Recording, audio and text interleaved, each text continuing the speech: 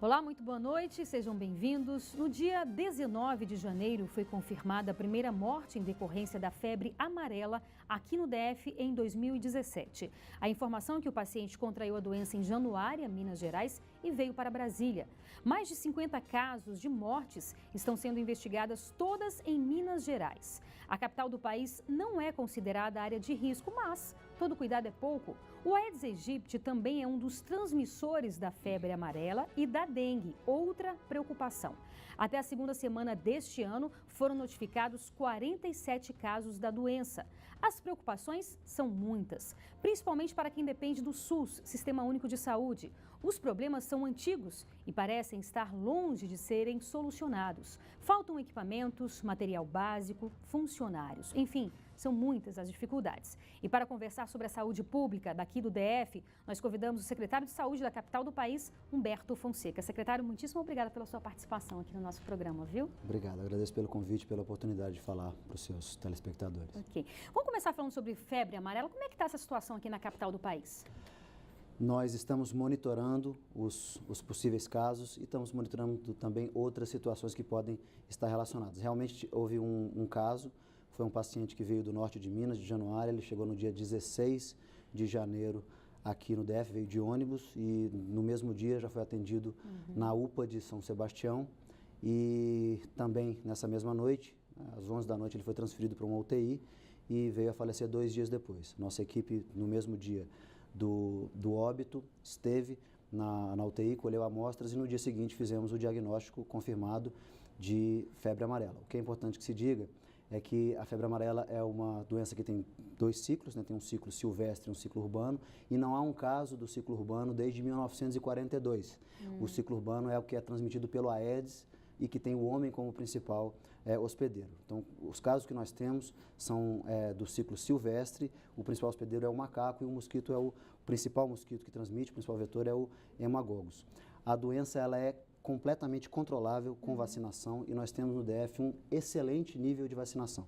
Em 2016 nós vacinamos até outubro 190 mil pessoas, o que já é mais do que 2015 inteiro e o nosso nível de vacinação vai ser acima de 95%. Então, o que a população precisa saber é, fiquem tranquilos, né? Nós estamos monitorando, estamos com uma situação epidemiológica muito bem controlada, pedimos novas vacinas para o Ministério da Saúde, que já liberou essas vacinas, porque nós esperamos uma ida maior ao posto, uma procura maior das vacinas nos postos, mas a população pode ficar tranquila, pode ir no tempo correto, ninguém precisa se apressar para ir para o posto, mas verificar o seu cartão de vacina, porque o esquema de vacinação de febre amarela mudou.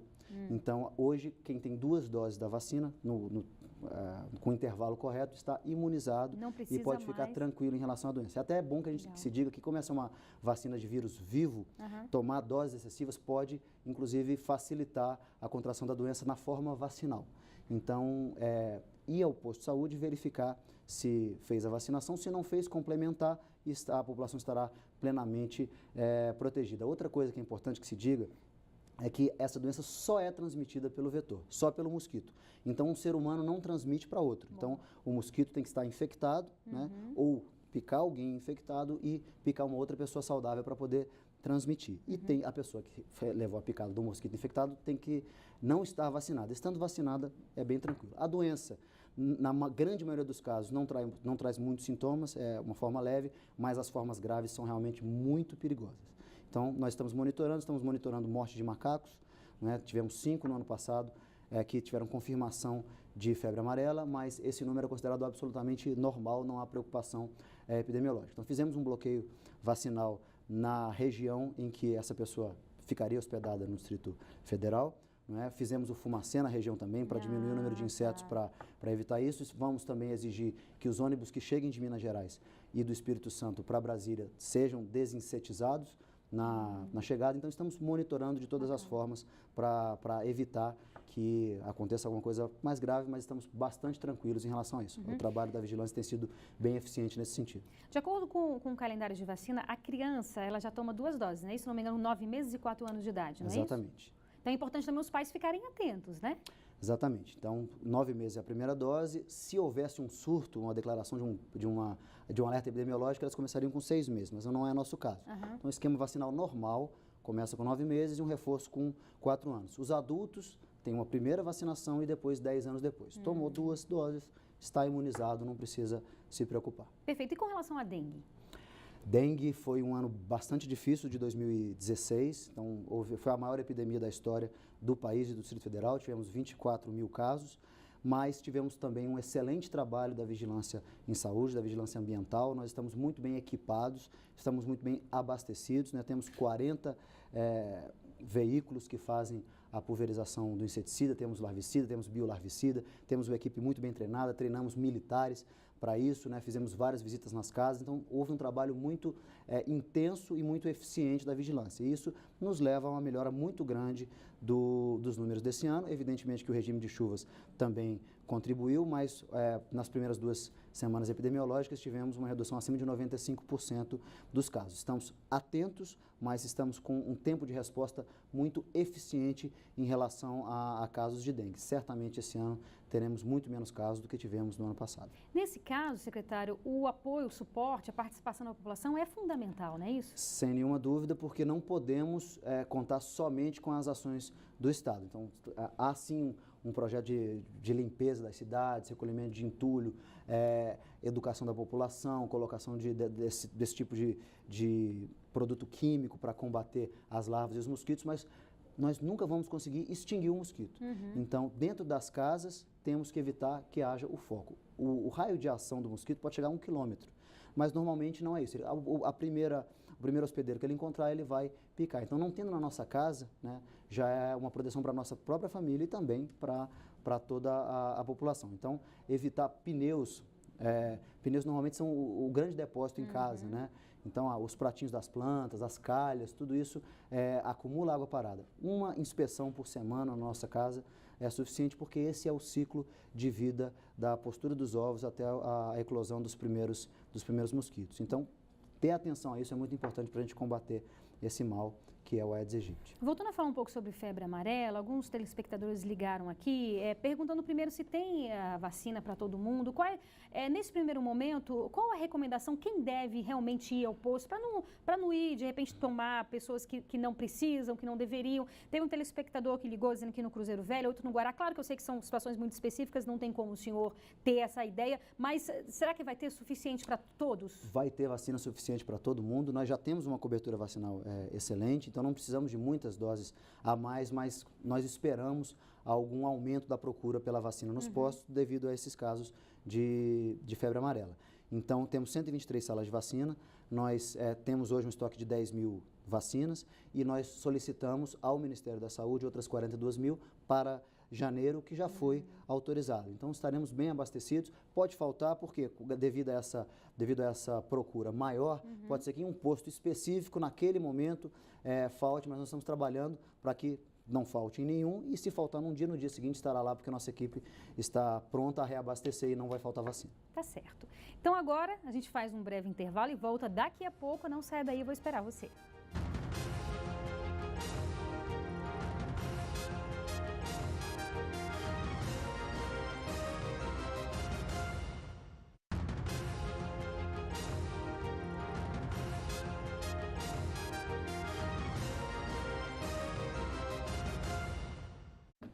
Estamos de volta com o Band Entrevista. O nosso convidado de hoje é o secretário de Saúde aqui do DF, Humberto Fonseca. Secretário, só voltando rapidamente à questão da febre amarela, o senhor disse que prioritariamente as pessoas que vão viajar para algumas determinadas regiões é importante que tome, né? Isso, a vacina? Quem for viajar para Minas Gerais ou para o Espírito Santo é muito importante que confira seu cartão de vacina, procure o posto se tiver dúvidas, porque essas regiões realmente está havendo um surto de febre amarela e estarão protegidos com a vacina. Isso. Vamos falar de um aspecto um pouco mais geral. Em março faz um ano, né, que o senhor está à frente da Secretaria de Saúde. Qual a sua avaliação, as principais dificuldades, enfim, os principais obstáculos que o senhor faz? Renata, foi um ano muito difícil, foi um ano orçamentariamente muito problemático, né? Nosso orçamento acabou em julho, depois foi sendo suplementado, tivemos muitas dificuldades, foi um ano de tríplice epidemia, como você já mencionou, mas foi um ano que a gente conseguiu pavimentar o caminho para grandes mudanças em 2017. E nós estamos muito animados com essa mudança. Fizemos uma semana de planejamento agora no início do ano para ter esses projetos bem definidos e queremos mudar muita coisa na saúde. Esperamos que tenhamos essa oportunidade. O orçamento para custeio desse ano está melhor do no ano passado, então acreditamos que vamos conseguir tirar do papel vários projetos que foram iniciados no ano passado. Tivemos uma crise de abastecimento no segundo semestre do ano passado, que já está sendo corrigida. A nossa perspectiva é que no final desse quadrimestre nós tenhamos acima de 95% de abastecimento. Nós mudamos as estruturas dentro da Secretaria, mudamos os fluxos de processo, estamos investindo no processo eletrônico para aumentar a velocidade dos pagamentos. Legal. Com isso a gente vai aumentar a credibilidade da Secretaria e comprar melhor, comprar mais barato. Tivemos ano passado um índice de frustração de licitação de 26% e muito vem de dívidas do passado, de 2014 para trás, que hoje ainda são acima de 400 milhões. Estamos buscando recursos com o Ministério da Saúde ou a liberação desses recursos para a gente conseguir fazer frente a essas despesas. Foi muito difícil, mas eu repito que estamos muito engajados e animados com bons resultados em 2017, principalmente na conversão do sistema de atenção primária que nós temos hoje em saúde da família. Talvez a gente tenha tempo para falar sobre isso. Vamos falar. Durante o programa. Podemos falar sobre isso. Então, seria uma grande novidade, assim, que poderia vir? Não é uma grande novidade no Brasil, mas em Brasília é. A nossa atenção primária, né, que as pessoas conhecem como o postinho de saúde ou o centro de saúde, nunca funcionou direito. Por quê? Fica aquela equipe que parece que está trabalhando para marcar consultas para os médicos, que atendem somente de forma marcada, né, e a pessoa não tem acesso, isso lota as UPAs, lota as emergências, porque mais de 70% dos casos que chegam nessas emergências são casos sensíveis à atenção primária, são casos que poderiam ali estar sendo atendidos. Então, o que nós queremos implantar esse ano e já iniciamos, nós queremos que toda a atenção primária seja feita com saúde da família, com uma equipe de saúde da família que conhece o seu território, tem um número definido de pessoas, 3.750 pessoas que ela toma conta, a pessoa conhece seu médico, conhece seu enfermeiro, conhece o técnico de enfermagem, seu agente comunitário de saúde, e os centros de saúde vão funcionar de uma forma diferente. A agenda marcada, né, então não vai mais ter isso de fila às 6 horas da manhã para pegar senha para poder marcar consulta. Demanda espontânea, a pessoa que precisar vai chegar e vai ter o risco classificado, e se tiver um risco classificado como atendimento naquele mesmo dia, ela terá consulta no mesmo dia e, ao mesmo tempo, também a programação clínica. Por quê? A mulher que está fazendo pré-natal, né, a criança que precisa ser acompanhada no crescimento, não pode competir numa agenda com alguém que está com uma dor, né, que também precisa ser atendido.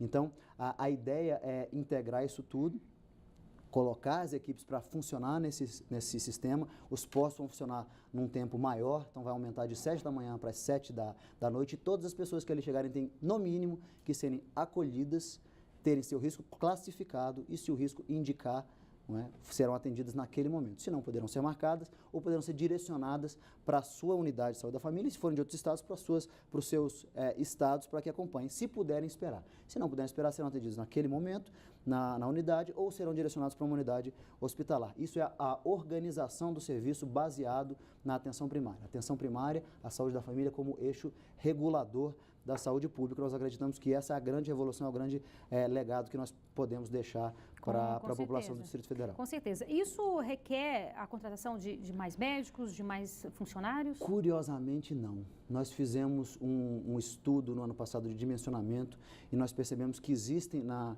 atenção primária cerca de quase 400 médicos, 360 enfermeiros e mais de 1.000 técnicos de enfermagem que não estão em saúde da família. Com esse contingente, nós conseguiríamos abrir 328 equipes de saúde da família, certo? E ainda sobrariam 400 técnicos de enfermagem. Então, e que podem nos ajudar nos hospitais, reabrir leitos de UTI.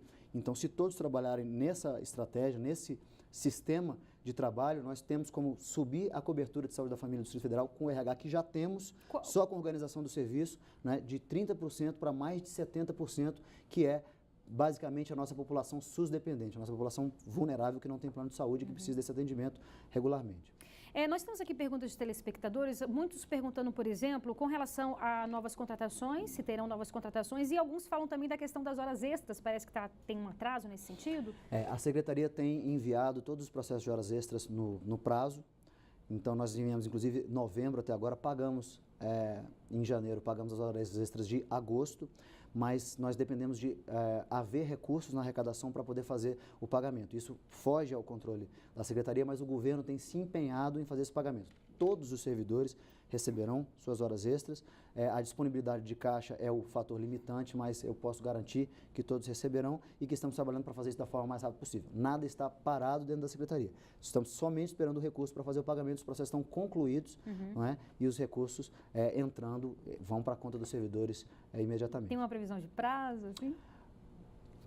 As próximas horas extras que serão pagas serão as horas extras de setembro, né? Provavelmente no início do próximo mês, que nós normalmente fazemos logo depois da folha. E nós gostaríamos de manter uma regularidade de 2 meses, mas isso depende da arrecadação. O mês de janeiro não é um mês muito bom para a arrecadação no Distrito Federal. Dezembro e janeiro são mais difíceis, mas a partir de fevereiro costuma entrar mais recursos em caixa e se consegue fazer isso com mais facilidade. Tem uma pergunta aqui da Leila Miranda, que fala um pouco isso que o senhor estava falando, acredito eu. Ela disse que é agente comunitária de saúde, pergunta como ficará a situação dos centros de saúde de Brasília inteira a partir de 16 de março, que é essa mudança que o senhor está falando ou não? Na verdade, nós temos um sistema de transição, né?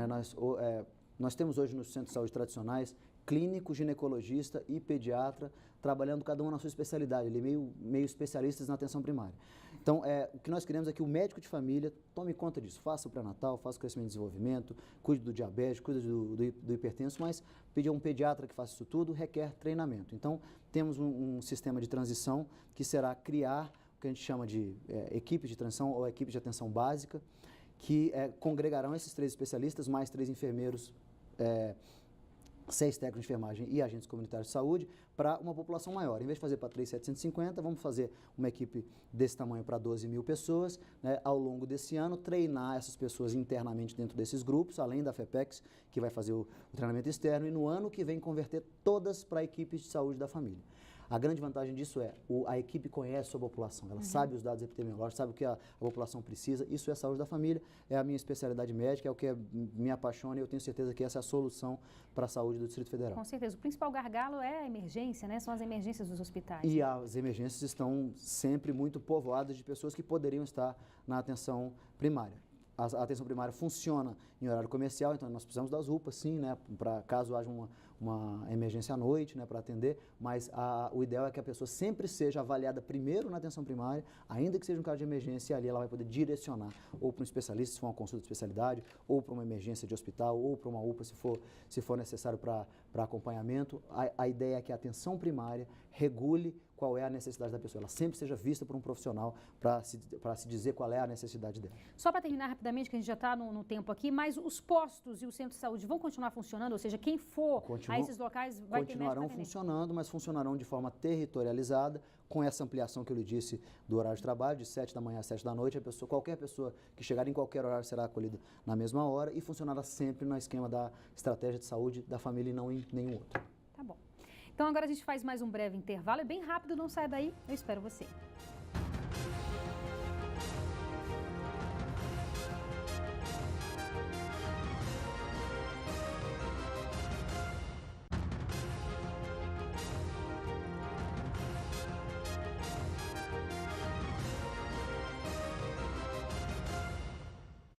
Estamos de volta com o Band Entrevista. O nosso convidado de hoje é o secretário de Saúde daqui do DF, Humberto Fonseca. Secretário, eu queria que o senhor falasse um pouco sobre essa parceria firmada recentemente com o Hospital Universitário de Brasília. Nós já temos uma parceria com o HUB há vários anos, mas agora nós conseguimos concluir um processo de contratualização que é novo e que vai ampliar os serviços da população do DF. Então, agora, os serviços oferecidos pelo HUB passam a ser regulados pela Secretaria, nós estamos ampliando esse serviço, teremos, com isso, mais vagas de UTI, mais vagas de radioterapia, mais vagas de diálise, mais vagas de cirurgia, mais vagas de internação. Então, isso, sem nenhuma dúvida, é uma conquista para o povo do DF e os termos dessa nova contratualização vai permitir que o HUB e a EBSER, né, que é a empresa que faz essa administração, tenha recursos para fazer essas ampliações. Então, o HUB já vai agora, por exemplo, inaugurar um novo acelerador linear para as radioterapias. A gente está com um problema muito sério em relação à radioterapia já tem algum tempo, porque não temos os contratos que foram encerrados no início de 2015. Estamos trabalhando muito nisso, mas esse fôlego vai ser muito importante. O SUS tem que trabalhar em rede. Temos um grande hospital terciário, né, de alta complexidade, que é o HUB, né? A UNB sempre é uma instituição histórica no DF, sempre ajudou a população, então essa parceria sendo fortalecida vai ser de muito benefício para a população. Nós temos algumas perguntas aqui, eu vou pedir para o senhor tentar ser um pouco mais breve, para que a gente possa atender todo mundo. Por exemplo, o Toninho Pires pergunta, qual a previsão de termos mamógrafos suficientes para atender toda a população feminina acima de 45 anos? Nós temos mamógrafos suficientes, os mamógrafos passaram boa parte do ano de 2016 com problemas de manutenção, nós temos 11 mamógrafos, todos já estão com manutenção regular, nós digitalizamos toda a radiologia da Secretaria de Saúde, então nós trocamos os antigos reveladores, que eram aqueles filmes químicos, por revelação digital, e todos os mamógrafos entraram nisso também, fizemos os contratos com a Siemens para manutenção, então agora temos algum problema em relação a técnicos de radiologia para rodar rapidamente essa fila, mas já estamos rodando, temos capacidade de fazer todas as mamografias, quase todos os mamógrafos já estão em pleno funcionamento, então 2017 acredito que será muito melhor em relação à prevenção do câncer de mama. Tomara. Aqui, ó, a Kátia Santos, a Renata Giraldi, Roberto Pizza, pergunta o seguinte, com relação à falta, né, de insumos, enfim, a Kátia pergunta sobre exames no posto de saúde que não estão sendo feitos, nos postos de saúde, por falta de reagentes. A Renata fala que falta tudo, seringa, agulha, luvas, algodão, álcool. Como resolver essa situação? Ela tem razão, né, tivemos realmente um problema de desabastecimento no segundo semestre do ano passado. Em relação aos reagentes, esse problema está resolvido. Nós fizemos o contrato do hemograma no final do ano passado, fizemos a contratação da bioquímica, que são esses todos que ela mencionou, agora no início desse ano. Contratamos, inclusive, com mais de 60% de redução, tínhamos um contrato emergencial que custava 31 milhões por ano, nós licitamos, depois de quase 10 anos, nós licitamos, fizemos a contratação por 11 milhões de reais, né? Fizemos a compra também dos reagentes para os exames de enzimas cardíacas que diagnosticam o infarto. Então, tudo isso já está reabastecido. Nós temos um programa de reabastecimento, de fazer essas contratações, estamos melhorando os fluxos e esperamos que no final do quadrimestre teremos acima de 95% de abastecimento, tanto de medicamentos quanto de material médico. Então, o problema existiu, existe e está sendo corrigido. Primeiro quadrimestre teremos excelentes resultados, as pessoas vão perceber na ponta e os profissionais também. Maravilha. Aqui, Elinice Cardoso fala o seguinte, pergunta para o secretário por que tanto equipamento, máquinas encaixotadas no hospital de base, sendo que existem milhares de pessoas em filas de espera querendo fazer ressonância, radioterapia, raio-x, isso é verdade? Existe um grande equipamento encaixotado no hospital de base, que parece serem muitos, porque ele é enorme, né? Que é o PET-CT. Esse equipamento, ele foi comprado em 2012, mas ele depende de uma obra para ser instalado. E essa obra envolve também a troca da subestação elétrica do hospital de base, porque a situação que existe hoje ela é insuficiente para fornecer energia para esse equipamento, também para o ar-condicionado que vai ser trocado esse ano do hospital. Então, nós concluímos os projetos em dezembro, a nova CAP está apoiando a Secretaria na realização desses projetos, e nós vamos licitar essa obra nesse ano, temos recursos federais para poder fazer essa obra e logo em seguida serão instalados. Então, nós também teremos muitas compras de equipamentos esse ano, né? Então, temos previsto tomógrafo, ressonância magnética para ser comprado, equipamentos mais básicos também para atenção primária. Então, esperamos conseguir, principalmente com recursos de transferência fundo a fundo ou de recursos de emendas, porque pelo orçamento próprio do Distrito Federal haveria uma enorme dificuldade de fazer essas aquisições. Muito bem. O Maurício Exenberg, acho que é assim, fala sobre pergunta sobre a farra dos atestados médicos, como estão as investigações e quais as medidas serão tomadas. Dos próprios médicos. Eu avalio que nós temos sim um nível de absenteísmo por atestados médicos acima do razoável, né? Pode chegar a 14% em algumas épocas do ano. Isso significa que constantemente a gente tem 4 mil pessoas em casa, né, com atestados médicos. Os médicos não são a categoria que mais apresentam atestados médicos, mas nós identificamos algumas distorções sim. Quem faz a validação desses atestados é a Secretaria de Planejamento, através da Subsaúde. Nós estamos com um trabalho em parceria para avaliar abusos, né, e abusos não serão tolerados, né? Nós precisamos dessa força de trabalho, né, e quem agir com má fé em relação às pessoas, em relação à Secretaria, não terá nenhum tipo de proteção. A Corregedoria está trabalhando nesse sentido, temos vários processos já instaurados e a Controladoria do DF também vai entrar nesse circuito, né? O servidor que tiver um atestado legítimo será respeitado, terá sua saúde preservada, mas se percebermos que há esse tipo de distorção, não teremos não mediremos esforço para punir esse tipo de atitude que é extremamente prejudicial à população. Com certeza. Rapidamente, a Cacilda Almeida pergunta, eu queria perguntar se o secretário já acompanhou algum paciente com câncer desde a tentativa de marcação de consulta até o tratamento no Sistema Único de Saúde. É uma das minhas especialidades médicas. Eu trabalhava no hospital de base com cuidados paliativos oncológicos, né? Eram pacientes já com câncer avançado, acompanhei alguns sim. Esse ano nós tivemos uma melhora muito grande na fila de oncologia clínica. Nós chegamos a zerar essa fila de oncologia clínica, mas depois foram alguns médicos foram pedindo exoneração, voltou a formar uma pequena fila. Nós restabelecemos o abastecimento da grande maioria dos quimioterápicos e houve dificuldade ano passado, no início do ano passado basicamente.